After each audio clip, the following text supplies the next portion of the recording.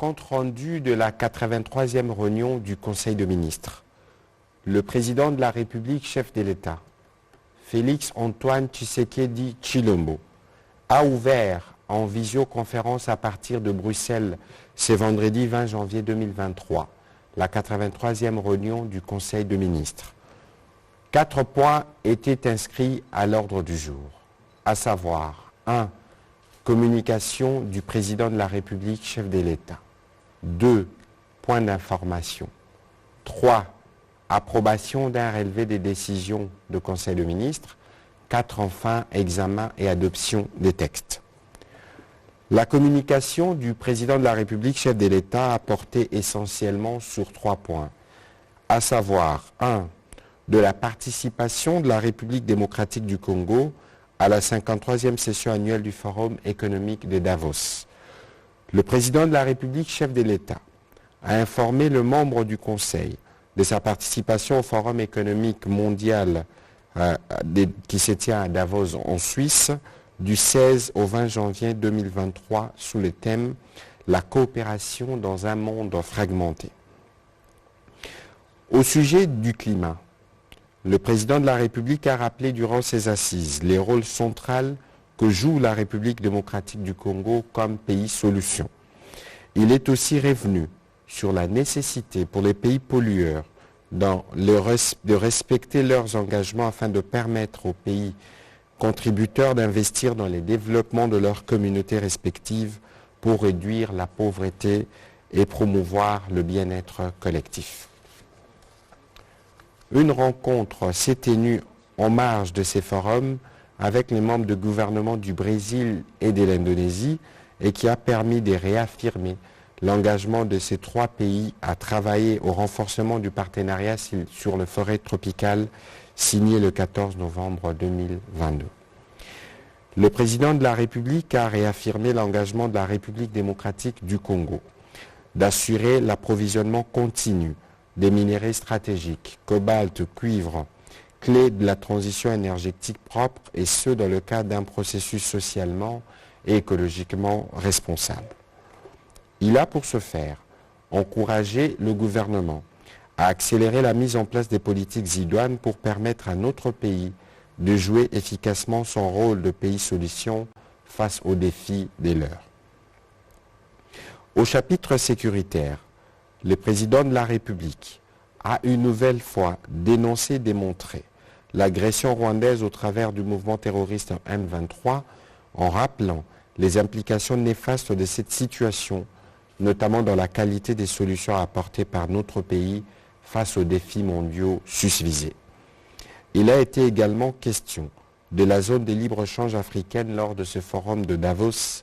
La discussion face à des entreprises intéressées par ce vaste marché a tourné autour des opportunités qu'offre cette initiative panafricaine.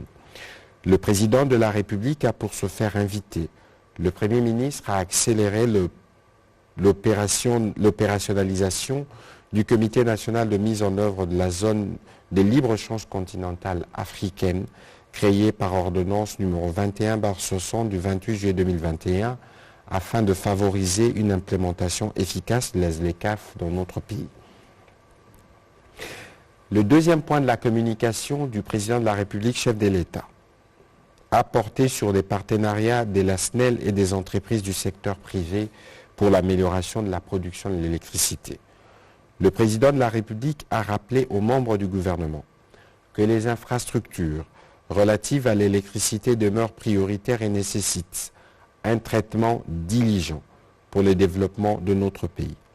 Tant il est vrai que ces tournées d'itinérance à travers le pays démontrent que le manque d'électricité freine les développements socio-économiques de notre société. Il a évoqué, entre autres, les plaintes des producteurs miniers qui sont en contrat avec la Compagnie nationale d'électricité. Cette situation qui freine le développement du pays ne doit pas perdurer, a insisté le président de la République.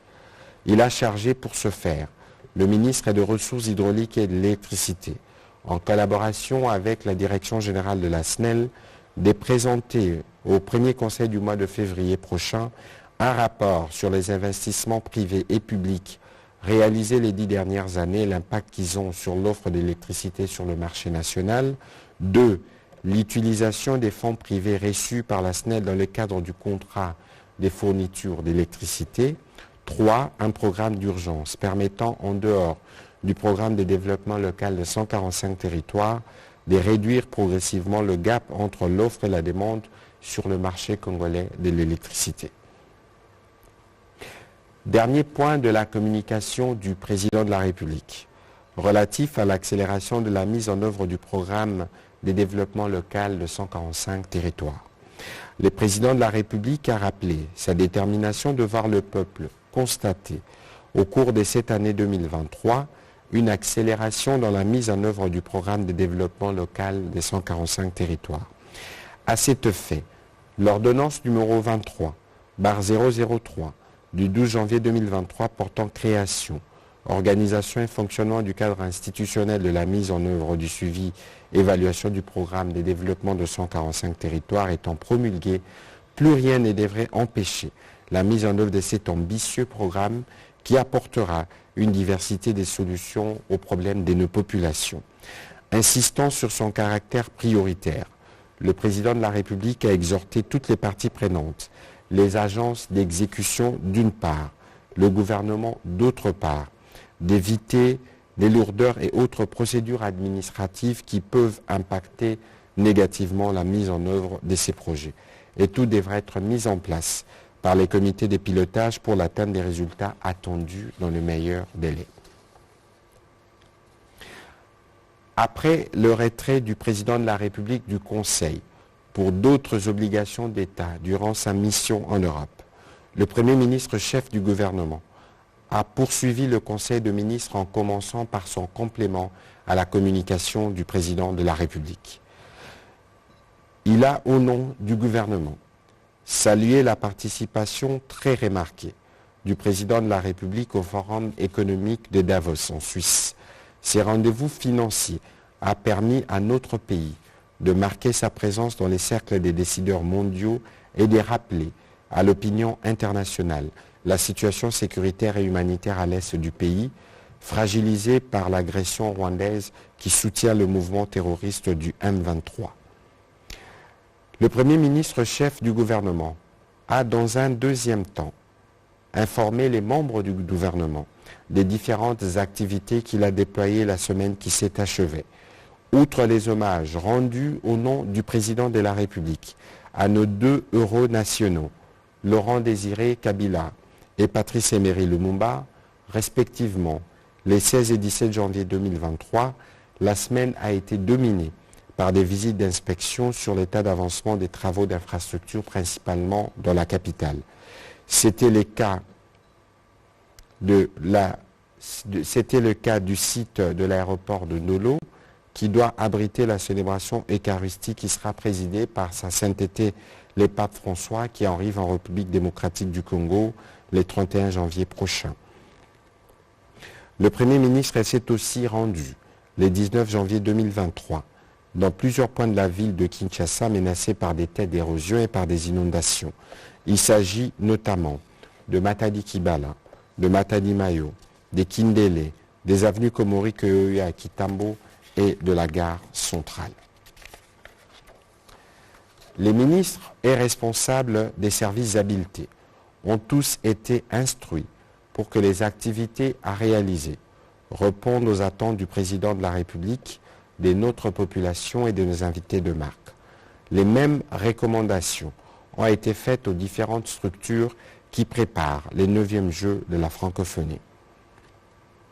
En troisième lieu, le Premier ministre chef du gouvernement a présidé le mercredi 18 janvier 2023 la première réunion de sécurité de la nouvelle année. L'attentat de Kassindi a été au centre de cette réunion, ainsi que le non-respect du chronogramme des retraits par les groupes terroristes M23, la recrudescence des conflits interethniques dans les territoires des Djougou en province de l'Ituri, ainsi que la situation sécuritaire dans le Grand Bandundu consécutive aux événements de Kwamut.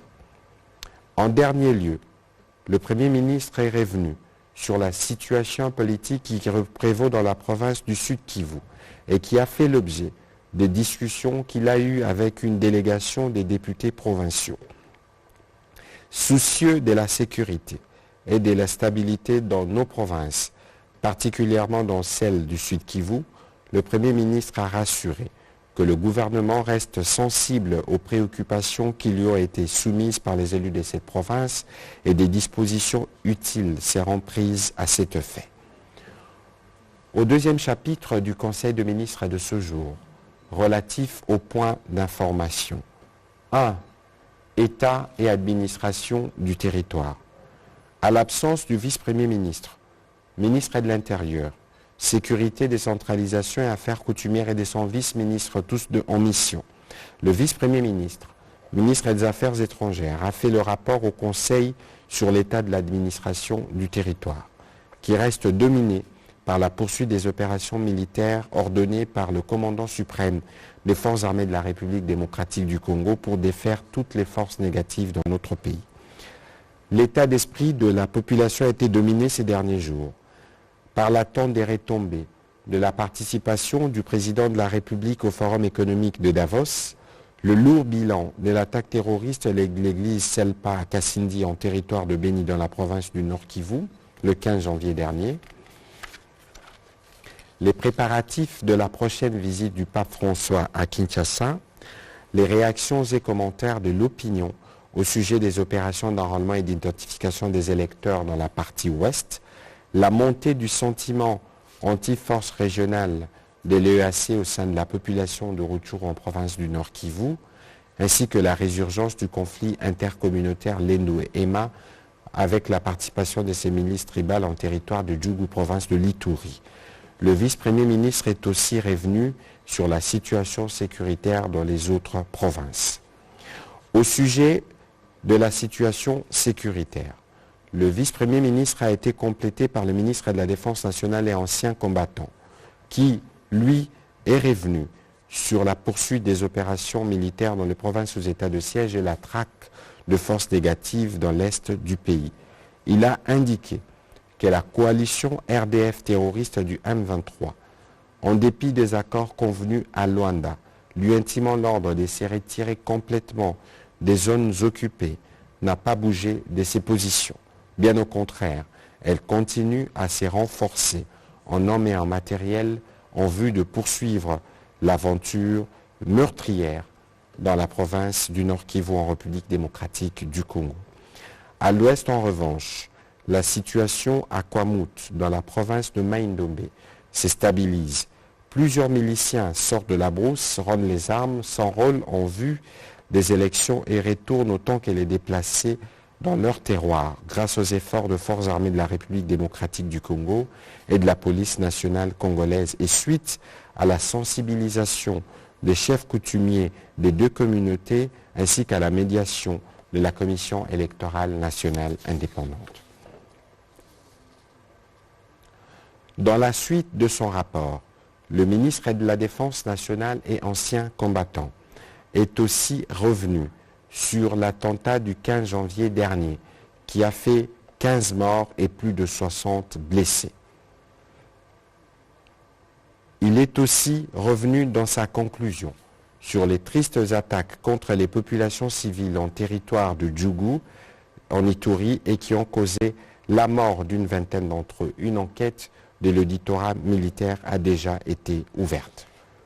Toujours sur ces chapitres de points d'information, le ministre de la Santé, Hygiène et Prévention, représenté par la ministre de l'Emploi, Travail et Prévoyance sociale, a fait le point de la situation globale de la santé dans les pays avec un accent particulier sur la pandémie à Covid-19. À propos, il a été signalé que la tendance à la 48e semaine est marquée par une baisse de l'incidence des cas de Covid-19, 204 cas contre le 264 après une mise à jour des chiffres rapportés à la semaine 47 au lieu de 210 cas, soit une baisse de 22,8%. La baisse du taux de positivité des tests a été attestée par un passage de 5,9% à 4,9%, une hausse des nouveaux cas importés des 0 à 2, aucun décès n'a été notifié au cours de la semaine.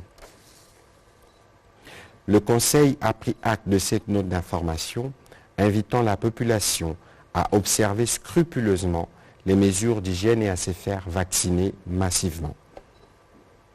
Au sujet de l'évolution de la situation récente sur le marché des changes ainsi que de biens et services, intervenant comme invité, la gouverneure de la Banque centrale du Congo a fait le point sur la conjoncture économique du pays. Elle a informé le Conseil que la croissance économique est projetée à 6,3% en 2023 et elle sera tirée principalement par les dynamismes de l'industrie extractive. Le rythme des formations de prix à la consommation devrait connaître une décélération pour se situer à 8,3% à fin décembre, bien qu'à mi-janvier, le taux d'inflation a connu une tendance haussière passant de 0,17% à 0,14% d'une semaine à une autre à cause de la persistance de l'inflation importée. Le marché des changes a connu des légères fluctuations, consacrant ainsi une dépréciation de la monnaie nationale de 0,44% à l'indicatif à 2028 francs congolais, les dollars américains, et de 0,23% sur les marchés parallèles d'une semaine à l'autre, amenant le taux de change à 2150 francs congolais pour un dollar américain.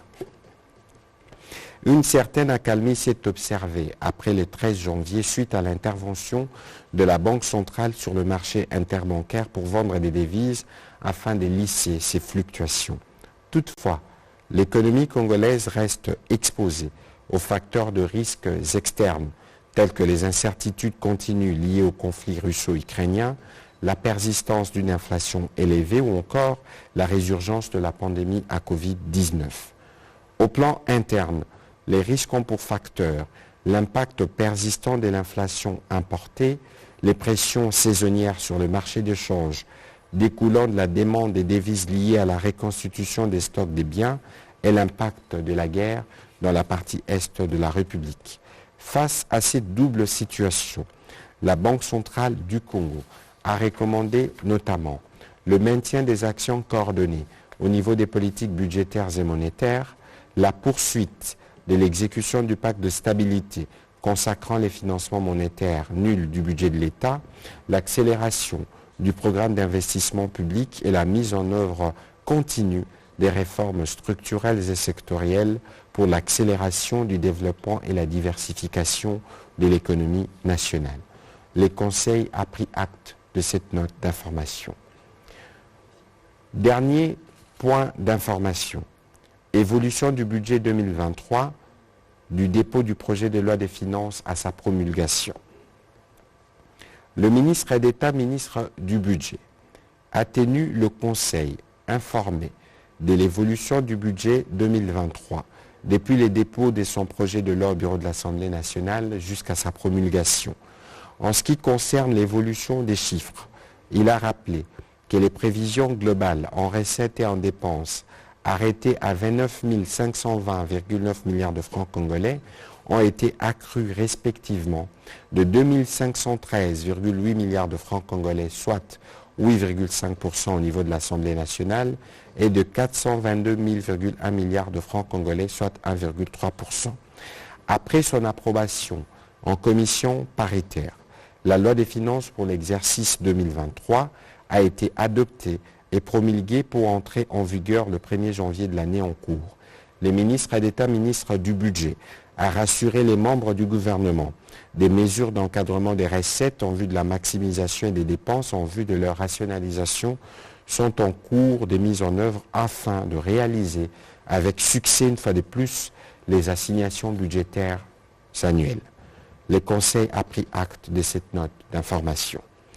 Au chapitre 3 du Conseil de ministres de ce jour, le Conseil de ministres a adopté le relevé des décisions prises lors de sa 82e réunion tenue le 13 janvier 2023.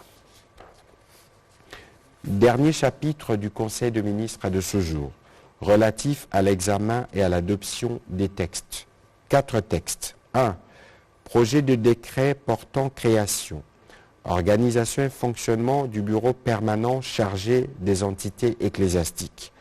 Le vice-premier ministre, ministre de l'Intérieur, Sécurité, décentralisation et affaires coutumières, représenté par le vice-premier ministre, ministre des Affaires étrangères, a soumis au Conseil le projet des décrets portant création, organisation et fonctionnement du bureau permanent chargé des entités ecclésiastiques. Il a rappelé que le 20 mai 2016, il y a eu signature de l'accord cadre entre le Saint-Siège et la République démocratique du Congo sur des matières d'intérêt commun.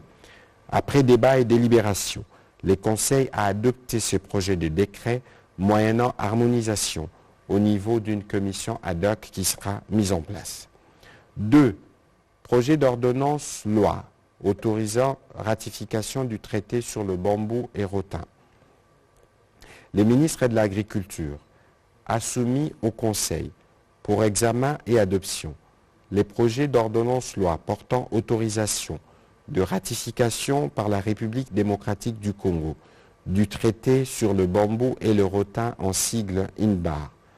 Le traité sur le bambou et le rotin reconnaît que le bambou et le rotin constituent d'importants produits forestiers non ligneux qui peuvent contribuer considérablement au développement économique et social des zones rurales.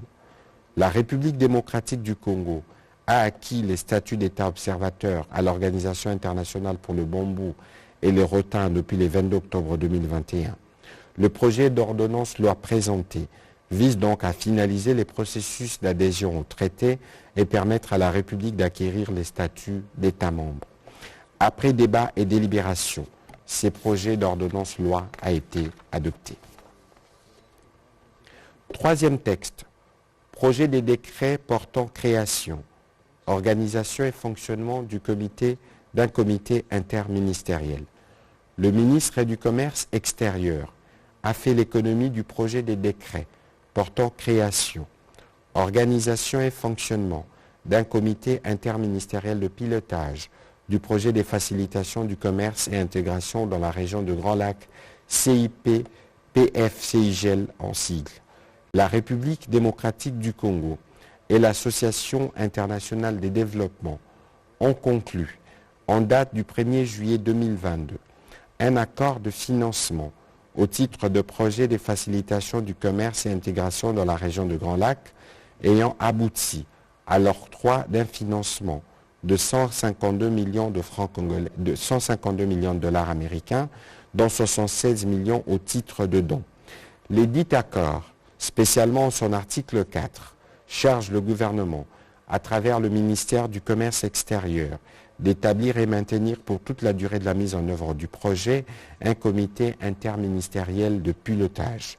C'est pour cette raison qu'il est urgent de mettre en place l'organe sus-évoqué, a conclu le ministre du Commerce extérieur.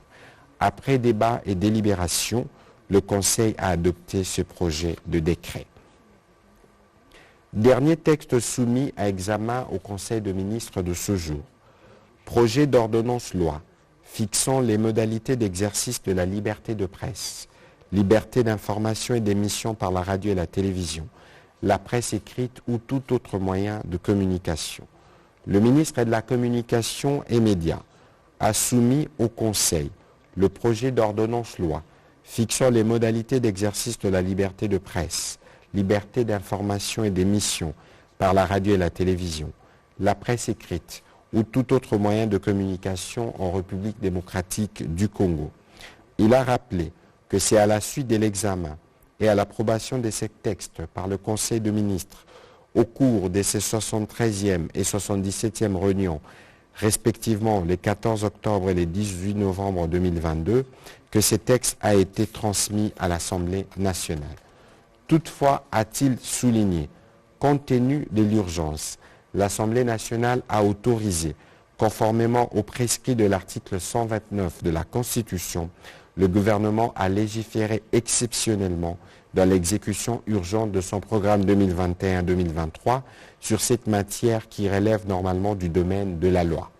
Après débat et délibération, le Conseil a adopté ces projets d'ordonnance loi. Commencé à 15h06, la réunion du Conseil a pris fin à 18h02. Je vous remercie.